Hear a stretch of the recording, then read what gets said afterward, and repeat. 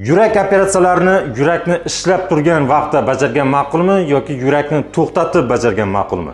Bemorlardan eng ko'p beriladigan savol aynan shu hisoblanadi. Hurmatli do'stlar, kardioxirurgiyaning hozirgi vaqtdagi 80% dan ortiq bajariladigan operatsiyalar yurakni to'xtatgan holda. Yo'g'i, aniqroq aytadigan bo'lsak, yurakni himoya qilgan holda bajariladi.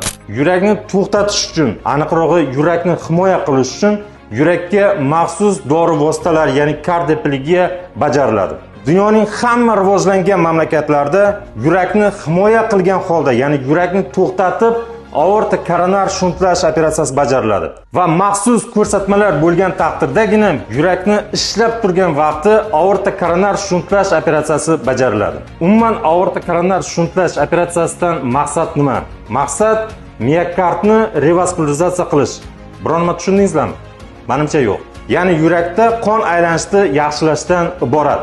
Operatsiyani qaysi usulda bajarish ma'qulligini faqatgina xirurg hal qiladi. Ya'ni bemorning ko'rsatmalari, bemorning og'irlik holati va xirurgning qaysi maktabni o'taganiga bog'liq. Shuning uchun yurakni to'xtatgan holda qilinadigan operatsiyalardan aslo qo'rqmang. Bizlarning maqsadimiz sizning yuragingizni va sog'lig'ingizni himoya qilishdan iborat.